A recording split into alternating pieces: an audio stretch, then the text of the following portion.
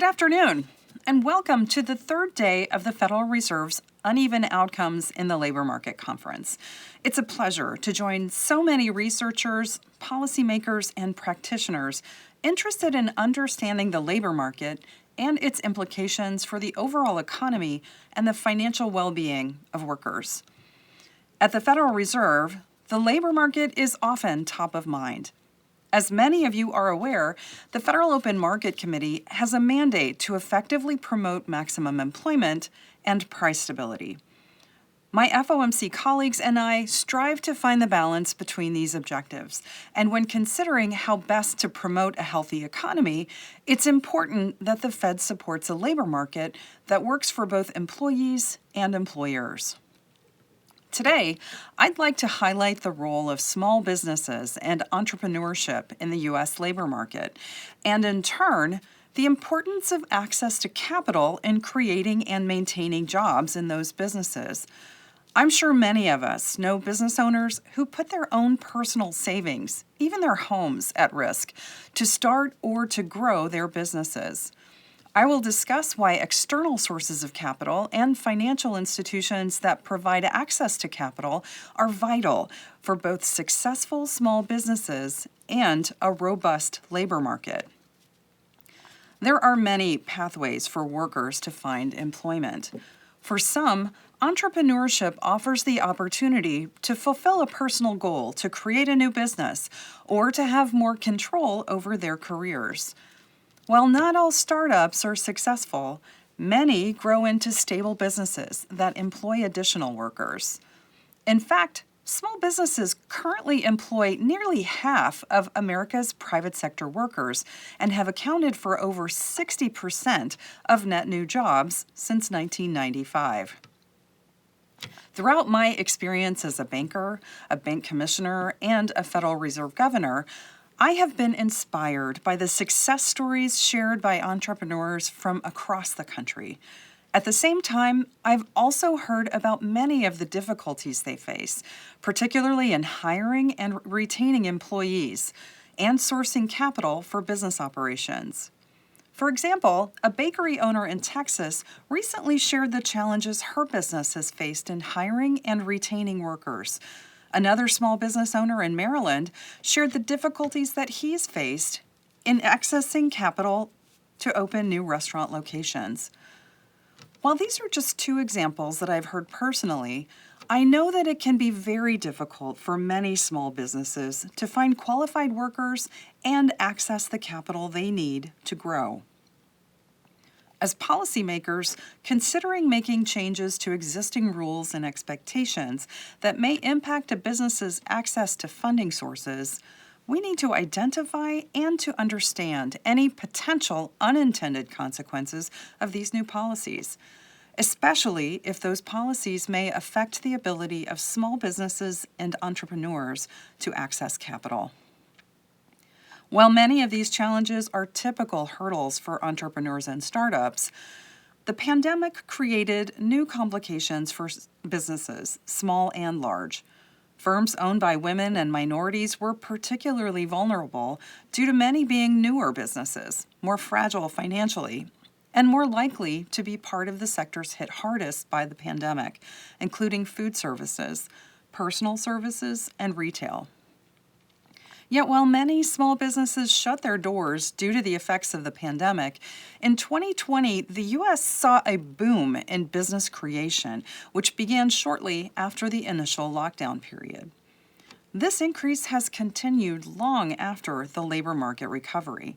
In fact, the Census Bureau's November 2023 analysis of business applications shows that business formation since 2021 has remained 32% higher than in the previous 10 years. Many of these new businesses were started by minority business owners. Increased rates of workers voluntarily quitting their jobs and high levels of unemployment during the pandemic appear to have encouraged workers to become self-employed or to become entrepreneurs. This growth in startup businesses could help to address the challenge of closing employment gaps for workers who typically face the greatest headwinds in the labor market. For example, startups are more likely to hire new workers and workers with lower levels of educational attainment.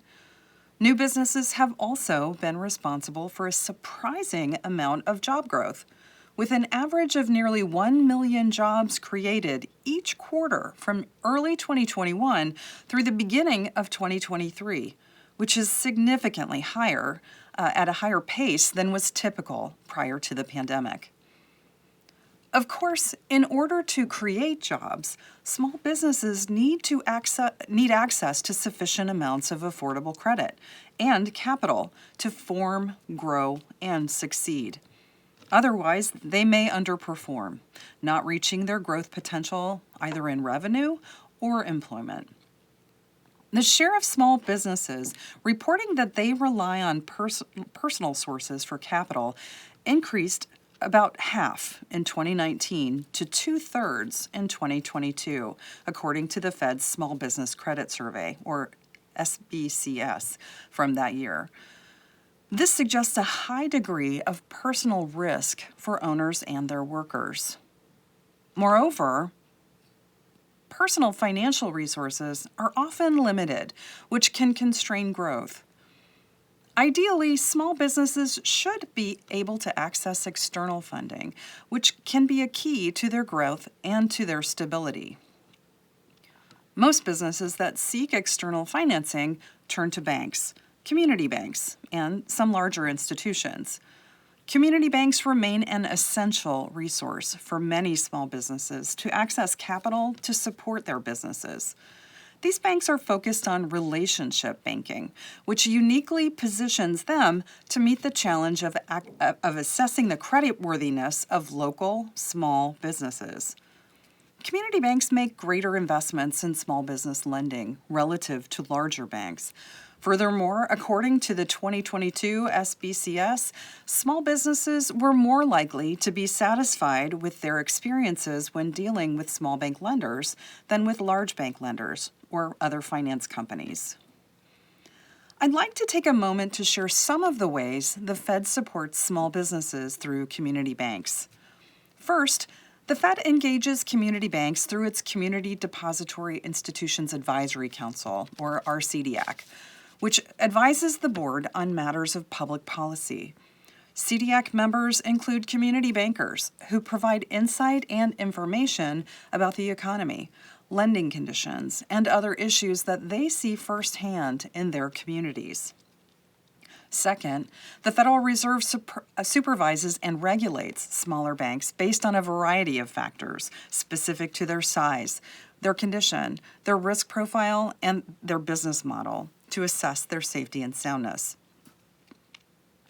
One of the Federal Reserve's unique strengths is the localized nature of our supervision, which relies on regional reserve banks that understand their local markets and their community needs. Many banks also have a mission to serve historically underserved population. These include minority depository institutions, or MDIs, women-owned depository institutions, WDIs, and community development financial institutions, CDFIs. These banks are vital sources of capital to many underrepresented small businesses. For example, the Philadelphia Fed found that community banks, including these unique banks, are traditionally more successful than larger institutions at small business lending in times of crisis. This finding was well supported by the volume of lending conducted by these banks through the Paycheck Protection Program, or PPP, during the COVID-19 pandemic. As everyone knows here, the PPP provided loans to small businesses to keep their workers employed. The program was implemented in large part through community banks, including these MDIs, WDIs, and CDFIs. The Fed supported the PPP by providing liquidity through its emergency lending program, the Paycheck Protection Program Liquidity Facility. Notably, MDIs originated more than 20,000 PPP loans to support small businesses during that time. The Federal Reserve has also supported CDFIs and MDIs through their work with the U.S. Treasury Department on the implementation of the ESIP program. This COVID relief program provided $9 billion in capital directly to CDFIs and MDIs. These funds were to be used for loans, grants, and forbearance to small and minority-owned businesses, especially in low-income and underserved communities. I'd like to close with a brief note on the CDFI Fund's recently released revisions to the CDFI certification application. In addition to ESIP funding, certified CDFIs are eligible to access other federal resources, state and local governmental funds, philanthropic support, and private sector investment.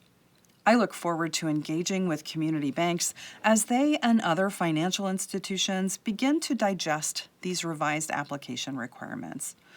I also look forward to learning about how these changes may affect the certification process for renewing or obtaining a CDFI certification.